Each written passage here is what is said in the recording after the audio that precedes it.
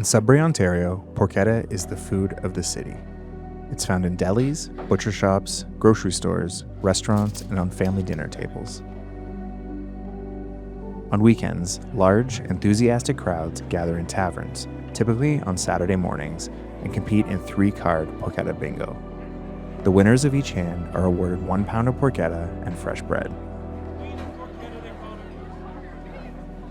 In summertime, groups gather in backyards and business parking lots for porchetta-style pig roasts.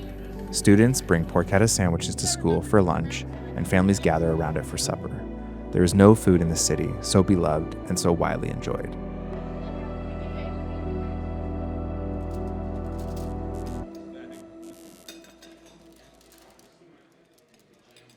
Italians came to Sudbury, like most other immigrants came to Sudbury, when nickel was discovered in the late 1800s. The job markets opened up, and so there were labor agents all over Europe, just like there were in Italy. And so our first wave of Italians came in the late 1800s, and they came to work at Inco, and they lived in Coppercliff. That's where you have the hill, and the first Italian community in Sudbury is that one. That's the oldest one. My grandparents came to Canada from Italy in the early 1900s. My father and all his siblings, they were all born in Coppercliff on the top of the hill. My grandfather, he worked at Inco, he was an electrician. When immigration was starting in the late 1800s, early 1900s, a lot of them came to this area, Timmins, southern Ontario, especially Sudbury, because of the work available, the mining industry. They left their families, tried to come here to establish a foothold in the community, get a job, try to build a house, save a little money, and then they called for their families 2-3 years after that to settle into Sudbury, especially into the Coppercliff area. It was called chain migration, which is typical for Italians, where one came and then brought his brother's neighbor, brought the neighbor's brother, and the rest is history. They were almost all of them were related.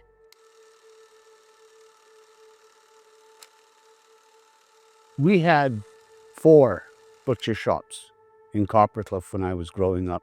And they were a butcher shop, the convenience store for the community. You could buy food on credit as long as you paid your bill at the end of the month. Most people spoke Italian.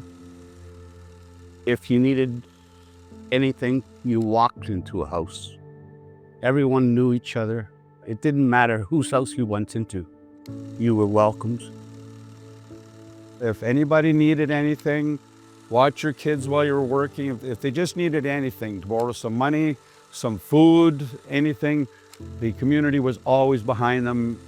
They had their own hairdresser, they had their own barber shops. The only thing they didn't have was a school.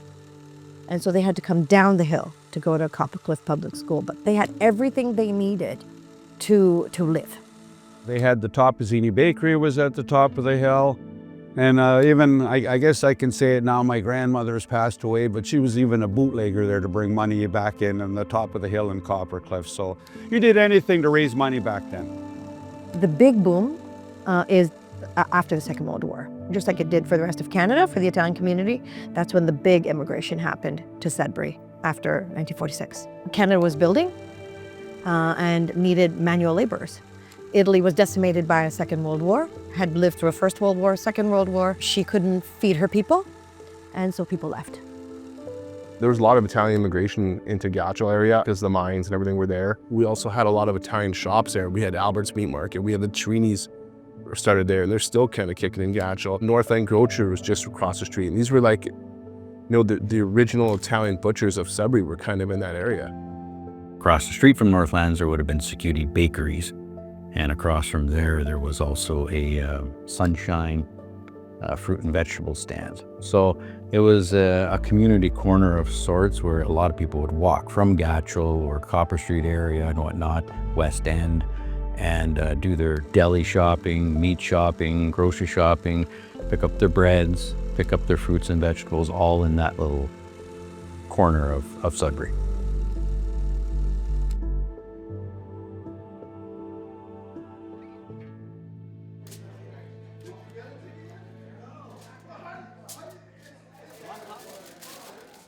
Italians are very, very fussy about their food. Fussy about the oil, fussy about their vinegar. Pasta's homemade. Everything's homemade. The value of cooking it yourself, you know what went into it, so you know the nutritional value of it. And it also is stuff that you grew in your own backyard, so you also save money doing it. That was a circle. You grew it, you produced it, then you ate it. And you froze it, you pickled it, you put it in the freezer so you would have it over the winter. So it was a big circle when it came to food. There's a saying for Italians there is that we don't eat to live, we live to eat. The recipes have been handed down generations to generations, and food was always very important. We have to eat good all the time. It's a big part of the culture of the community, much like language is a part of any community. Food definitely is an integral part of the Italian community for sure. The one thing we always did, we ate together as a family. That was the time of day you came together and you talked, and you talked about how your day went, and you broke bread together. That was core to Italians, that you eat together. It's just, that's the biggest tradition that Italians have, is to break bread together.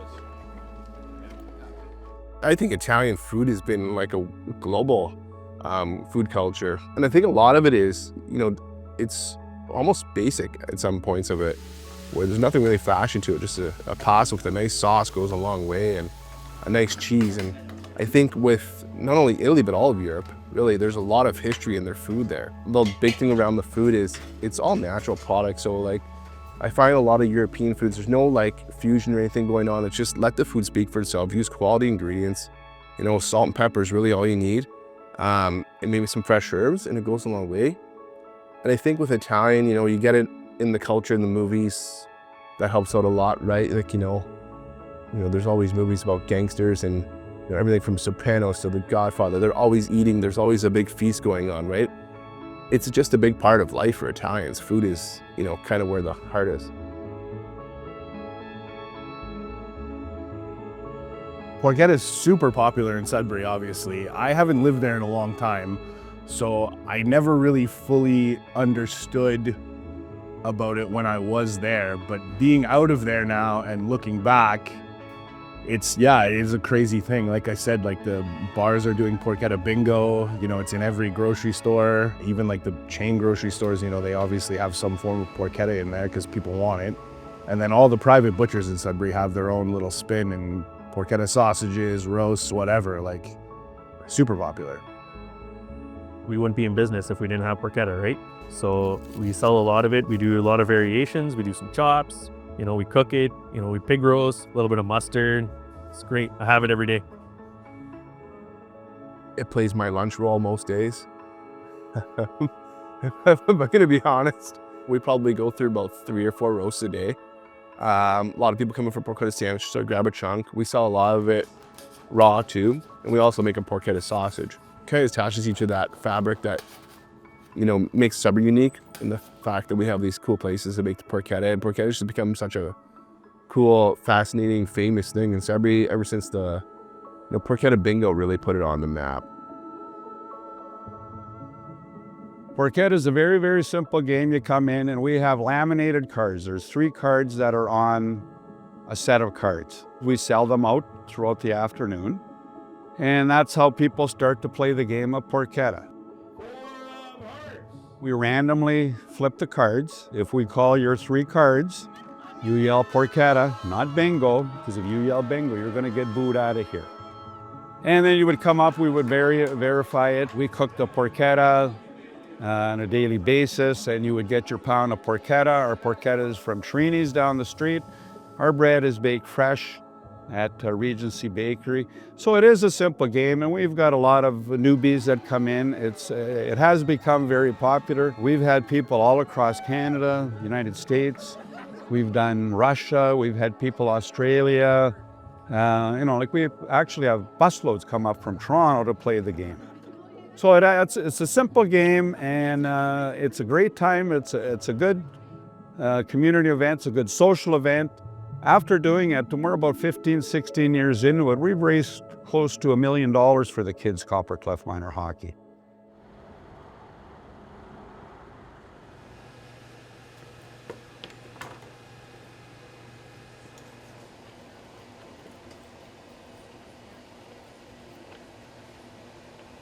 If you go to Toronto, the porchetta in Toronto doesn't taste like in Sudbury at all. They use totally different spices, totally different piece of pork, and in my opinion, it's very bland. It's just like a spiced pork.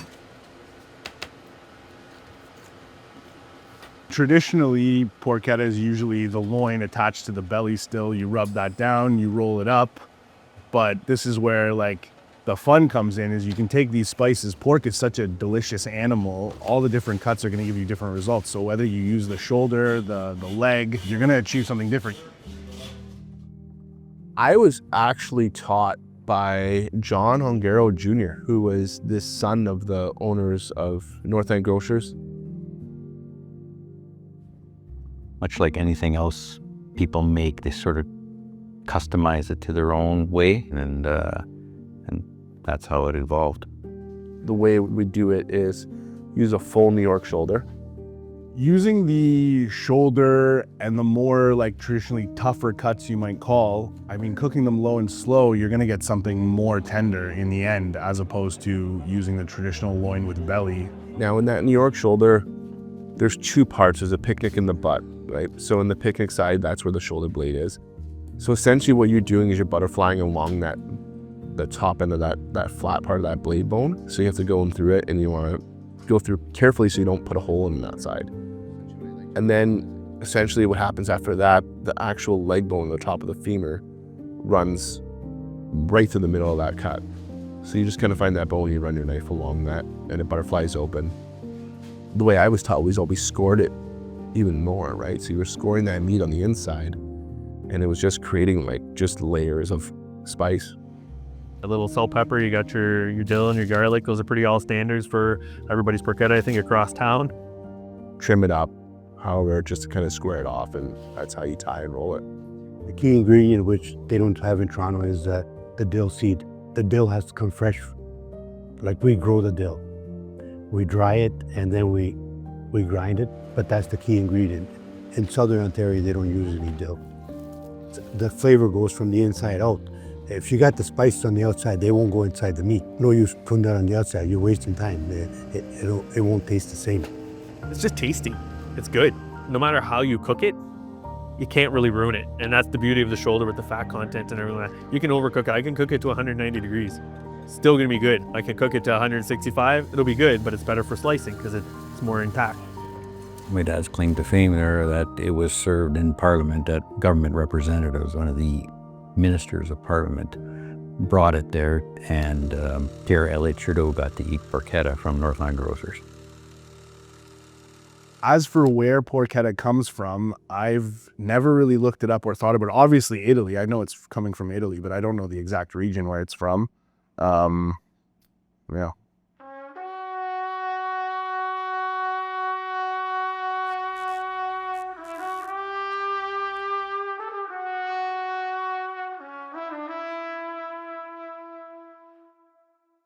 La porchetta nasce ad Ariccia. Ariccia ormai è conosciuta nel mondo come la patria della porchetta. Ariccia, che è un paese vicino a Roma, siamo più o meno a 25 km da Roma. In realtà la porchetta nasce all'incirca 2600 anni fa. È conosciuta qui ad Ariccia, che è un po' il patrono di questo prodotto. Ma in generale si perde un po' addirittura nel tempo dei Romani. È un po' da sempre che si fa, perché qui il giorno romano a difesa della città, e loro nei loro campi cuocevano già la porchetta. Sembrerebbe questa cosa. Perché qua i castelli è pieno di resti romani e di presenza dei romani. Gli antichi romani, quindi gli imperatori romani, utilizzavano, scoprirono questo prodotto della porchetta che veniva utilizzato nei loro banchetti più importanti. Ai tempi del mio bisnonno venivano utilizzati solamente maiali interi. Se prima la porchetta grande andava per la maggiore, ad oggi abbiamo un nuovo prodotto che è diventato fortemente impattante sul mercato, che è il tronchetto, perché pesa tra i 9 e i 11-12 kg e abbiamo il modo di lavorare sempre fresca quotidianamente la carne, perché il tronchetto non è altro che la parte centrale del maiale. Da un maiale ricaviamo 2 tronchetti. Facciamo un esempio, un ristorante, una pizzeria con un maiale di 40-50 kg riesce a lavorarlo fresco tutti i giorni, invece si prende il suo pezzo da 6, 7, 8 kg, lo finisce e il giorno dopo ce l'ha di nuovo fresca, quindi lavorerà sempre un prodotto fresco e continuo sul banco. Intanto partiamo dal tipo di animale. Abbiamo determinati tipi di maiali che sono diciamo destinati alla produzione della porchetta. Non parliamo dei grandi maiali da 300 kg, ma parliamo di maiali che non superano più o meno i 100-120 kg. E vengono utilizzate solamente 4 spezie, quindi è un prodotto completamente naturale. Abbiamo sale, pepe, rosmarino e aglio. Non ci sono conservanti all'interno, l'unico conservante naturale è il sale.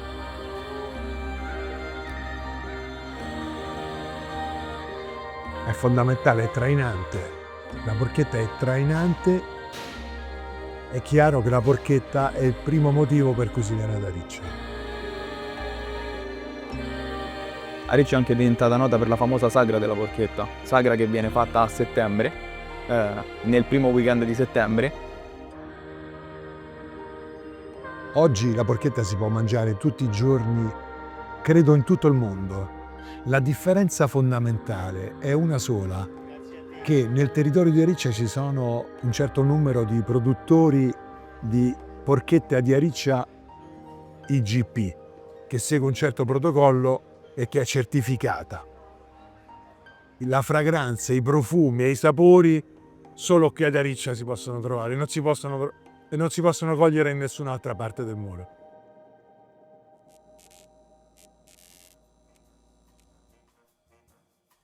They tend to believe there was an old Italian in Coppercliff who started this many, like the early 1900s. And it carried on from there. His name would be Kitty Casagrande. He was my uncle. He was quiet. He was a miner. His wife taught him how to spice. He spiced all the porchettas. He was the first. He was the only one that did it for 50 years. He was a bootlegger. He enjoyed the people, he enjoyed good food, and he enjoyed his friends. So he supplied his friends and family with what he could. Coppercliff, it was a dry town because it was a mining town. So no alcohol at all. So you used to have guys run from Coppercliff into Coniston, grab the beer and the liquor, and bring it back to families. They'd sell it cheap. Like nobody made big money on it, but it was more of a gathering place for the people of Little Italy. If you went to my mother's house on a Friday, all you could smell was garlic, because she roasted about 20 pounds of garlic every week for the porchetta. On Fridays, we'd deliver him the pig, and they'd have it in a trough. It took 4 guys to carry it, and you'd bring it to his house, and the garlic would be delivered to him, and he'd smear the pigs with garlic, and then he'd salt and pepper them, place still inside, place whole cloves inside, string it up, and send it over to Topazini Bakery. Bootlegging was just bootlegging. You needed a place to socialize, you know. Went out for a beer at night with their friends, they played bocces. They played tombolas for porchetta. They enjoyed themselves. With Kitty, the earliest picture we have is 1944. If you looked at the picture, you'd see maybe 50, 60 people crowded into his basement, drinking beer, eating porchetta, and playing the tombolas. Tombolas is a game they play for porchetta. There's 52 cards in the deck, plus a white joker and a black joker. So you'd have 54 cards total. So they'd take 3 cards and sew them together. So you had 18 packages to play with. They sold these cards for $1 a piece, and then they played a game, a tombola. You'd have a dealer, you'd flip the cards over and call it out. As soon as the person matched all 3 cards, he would call tombola. And that was the end of the game. He was awarded a ticket, which allowed them to purchase a pound of porchetta. It started up the hill in Coppercliff. That has been their tradition, and that was a tradition that went way back. Around 1968, Coppercliff became not a dry town. So we were able to get a liquor license at the Italian Club in Coppercliff. That's when they used to start playing for it at the Italian Club and the Crusoe Club. You know, we used to do it here at the Belvedere and Beef and Bird. The Park Lane used to do it. It was either at the Italian Club or at the Crusoe Club, but spiced by the same guy, cooked in the same ovens. And the tumblers, well, the tumblers stopped happening because our government said it was illegal. So you needed a license because it was a lottery. I never got to understand that because that was our culture. They took it away from us. We have it now again, but you need a license. And now it's taken off so much. There's about 7 or 8 establishments that do it across the greater city of Sudbury. Voglio fare il porchetta bingo. Facciamo qua il porchetta bingo. Noi facciamo a Natale, quando comincia il Natale, dopo l'8 di dicembre, la sera, quando è giusto i clienti che ci sono, prendo la tombola vera, la do una cartella per uno e chi vince faccio vincere invece della porchetta o porchetta o romanella. Working in Montreal at a pretty well-known restaurant, I mean, I think coming out of Sudbury, you always want to like represent a little bit where you're from, no matter what you're doing in your life. You know, Sudbury's a little dot on the map that not too many people are aware of. Everybody knows what Porquetta is. People don't realize how big of a deal it is in Sudbury though. So to be able to say like, yeah, my hometown is nuts about Porquetta, and to be able to do it myself really well is like, it's one of those fun things that is a nice nod to my hometown, and people are like, oh, they're interested in what's this? Why are you making this? And it was always fun to say like, oh, you know, it's huge where I'm from. You know, there's bars that do Porquetta bingo where I'm from, and people are always like, what the fuck? So yeah, it was always fun to come back to. And then doing it here at Guard, I mean, it was always like, it was just a fun thing to play around with that constantly can evolve in different ways. Che poi è proprio il senso della porchetta, perché la porchetta è un prodotto che è per tutti. Va bene per i bambini, va bene per gli adulti, va bene per gli anziani e poi si sposa benissimo con qualsiasi situazione, di festa e non. Come sempre il cibo unisce popoli e tradizioni, questo è l'esempio, insomma. Varie tradizioni appunto si ripercorrono nonostante ci siano chilometri e chilometri di distanza, ma le abitudini sono le stesse. Il fatto che la porchetta rappresenti un simbolo di unione lì in Canada come noi, appunto questo è il fatto, insomma.